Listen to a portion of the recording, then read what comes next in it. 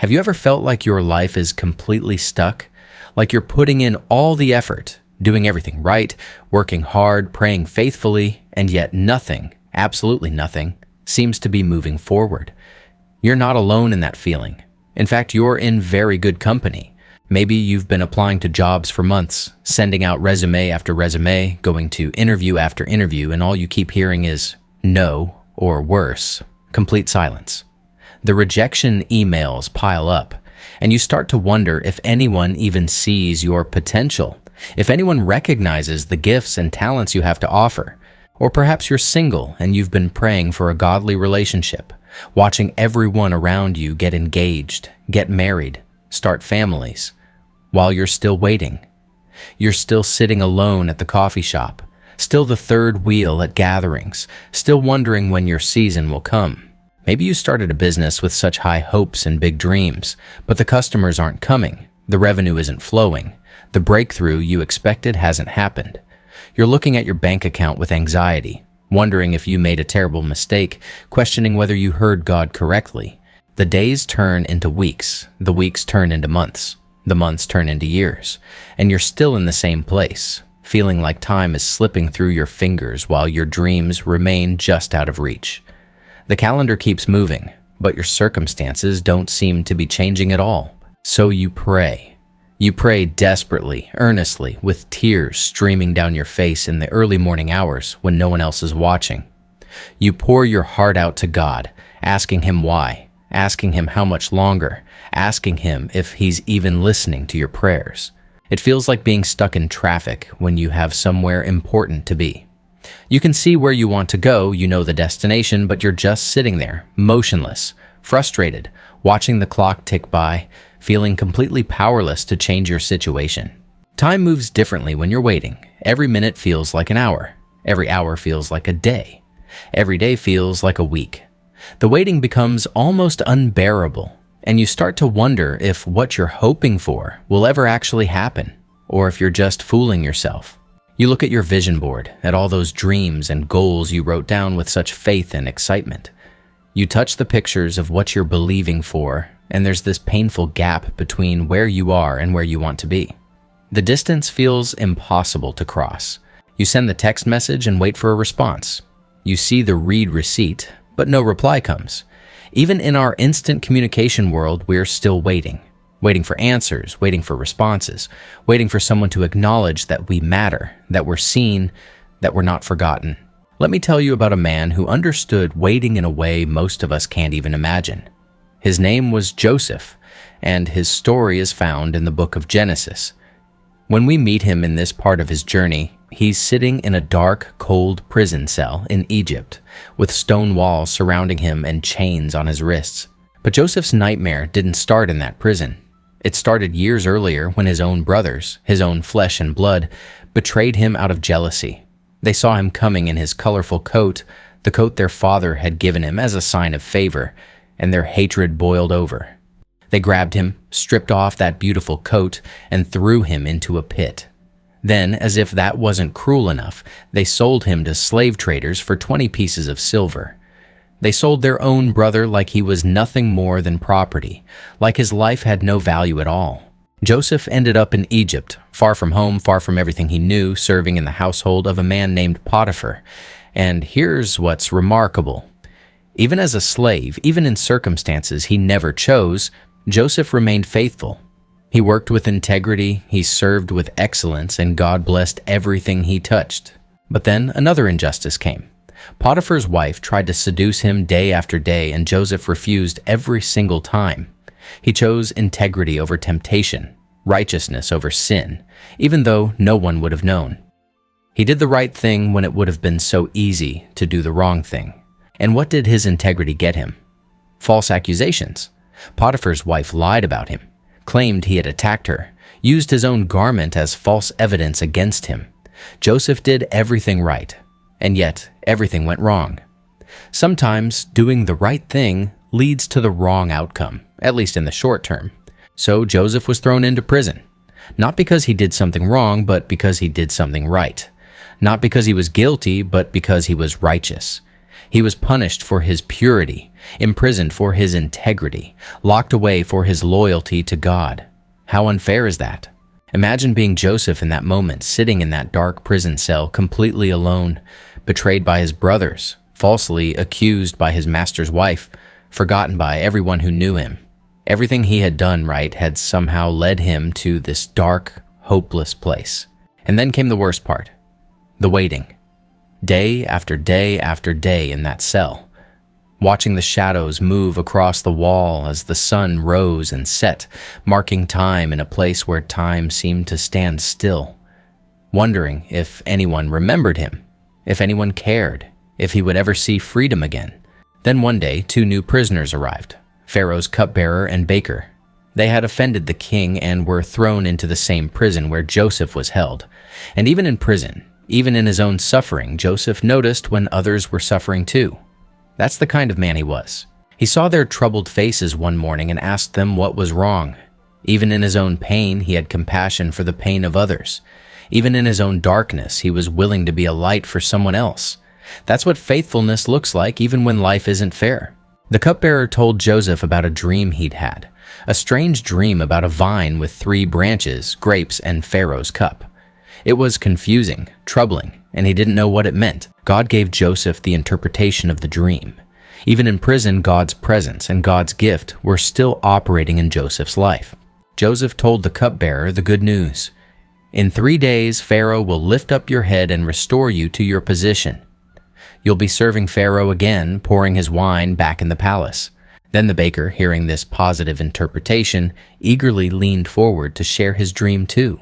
Surely Joseph would have good news for him too, right? The interpretation God gave him wasn't good news this time. In 3 days, Joseph said gently but truthfully, Pharaoh will lift up your head, but not in a good way. Your life will end. 3 days later, everything happened exactly as Joseph said it would. The cupbearer was released from prison, restored to his position.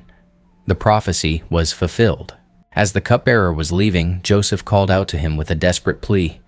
When things go well for you, remember me. Mention me to Pharaoh. Tell him about me. I don't belong here. I was stolen from my homeland and I've done nothing to deserve this prison. The cupbearer walked out of that prison, back into the palace, serving Pharaoh. He was restored just as Joseph had prophesied. And then he forgot. He completely forgot about Joseph. So Joseph waited. And waited. And waited. 2 more years passed in that dark cell. 2 more years of wondering if God had forgotten him too. 2 more years of marking days on the wall, of watching other prisoners come and go, of holding on to hope that was growing dimmer with each passing season. Look at Joseph's face now, older, more weathered, marked by suffering and disappointment. But look closer. His eyes still hold faith. His spirit hasn't been completely broken. Even after all this time, even after being forgotten by man, he hasn't forgotten God, and God hasn't forgotten him. Even in that prison cell, Joseph still prayed. He still worshipped. He still raised his hands in praise despite the chains on his wrists. He chose to trust God's character even when he couldn't understand God's timing. Meanwhile, hundreds of miles away in the royal palace, Pharaoh was having trouble sleeping. He was tossing and turning, disturbed by dreams that felt significant and left him feeling deeply unsettled. Pharaoh woke up suddenly. He called for his servants urgently. Bring me my wise men. Bring me my magicians. I've had dreams that I need interpreted immediately. All the wise men of Egypt gathered before Pharaoh. The magicians, the sorcerers, the astrologers, all the people who were supposed to have supernatural insight and wisdom. But as Pharaoh described his dreams, they all looked at each other with confusion. They had no answers. Human wisdom had reached its limit. And then, suddenly, the cupbearer remembered. 2 years later, he finally remembered the Hebrew prisoner who had interpreted his dream with perfect accuracy. The cupbearer spoke urgently to Pharaoh. There's a young Hebrew man in the prison who can interpret dreams. He interpreted mine and the baker's dreams exactly right. Everything happened just as he said it would. If anyone can help you understand your dreams, it's him. Immediately, guards were sent rushing to the prison. Joseph's cell door burst open, and bright light flooded into the darkness where he had lived for so long. Pharaoh summons you, they announced. After years of waiting, after being forgotten by man, Joseph was suddenly remembered. God's timing had finally come. They cleaned Joseph up, shaved him, gave him fresh clothes. After years in prison rags, he was being prepared to stand before the most powerful man in the world. This was his moment, the moment everything had been leading to, though he couldn't have known it during all those dark years of waiting. Joseph walked through the palace corridors toward the throne room. His heart must have been racing, but his face showed faith mixed with nervous anticipation. He was about to step into the purpose God had been preparing him for through all those years of suffering and waiting. There he stood, a former prisoner before the throne of Pharaoh, surrounded by all the officials and nobles of Egypt. But God was about to show that true power comes from him, not from earthly position. Pharaoh described his dreams to Joseph: 7 fat cows, followed by 7 thin cows that devoured the fat ones, 7 full heads of grain, followed by 7 thin heads that swallowed the full ones. Joseph listened intently, knowing that this moment would change everything. Joseph looked at Pharaoh with complete humility and said, "It is not in me. God will give Pharaoh a favorable answer." Even in his moment of opportunity, Joseph gave all the credit to God. He didn't try to make himself look impressive. He pointed to the source of all true wisdom and revelation. Then Joseph explained the dreams with divine clarity. God has shown Pharaoh what he is about to do. 7 years of great abundance are coming to Egypt, followed by 7 years of severe famine. The doubling of the dream means this is firmly decided by God, and it will happen soon. Pharaoh's face showed amazement and complete conviction. He recognized that this wasn't just human insight. This was divine revelation. He could see the Spirit of God in Joseph, the same Spirit that had sustained him through years of unjust suffering and patient waiting. Without hesitation, Pharaoh removed his signet ring. This ring represented all his authority, all his power, all his ability to make decisions and execute commands throughout the entire kingdom of Egypt. And he gave it to a former prisoner, a former slave. "You shall be over my house," Pharaoh declared as he placed the ring on Joseph's finger, "and all my people shall order themselves as you command. Only with regard to the throne will I be greater than you." In one moment, Joseph went from prisoner to prime minister, from forgotten to favored, from the pit to the palace. They dressed Joseph in fine linen and put a gold chain around his neck. The transformation was complete, from prison rags to royal robes. Everything changed in a single day, but it had taken years of faithfulness in the dark to prepare him for this moment in the light. Joseph rode through the streets of Egypt in Pharaoh's second chariot, and people bowed before him. The same man who had been forgotten in prison was now honored throughout the land. God had lifted him up in his perfect timing, and everyone could see that the hand of the Lord was upon him. What an incredible transformation from the prison cell to the throne. Joseph's story shows us that God's delays are not denials. What looks like the end of the story is often just the end of a chapter. What feels like being forgotten is often just being prepared for something greater than we could have imagined. Just like Joseph, your breakthrough might come in a single phone call, a single conversation, a single moment that changes everything. The same God who remembered Joseph in his perfect timing is the same God who sees you in your waiting, who knows your situation, and who has not forgotten his promises to you. Joseph's elevation from prisoner to prime minister shows us that God can change everything in a single moment. All those years of waiting weren't wasted. They were preparation. Every injustice he faced, every disappointment he endured, every day he spent in that cell was preparing him for his moment of destiny. Maybe you're the job seeker who's been rejected over and over. Maybe you're the single person who's been waiting for love. Maybe you're the entrepreneur whose business hasn't taken off. Maybe you're facing a health challenge, a financial crisis, a family situation that seems impossible. You're not forgotten. Sometimes God's greatest blessings come disguised as delays.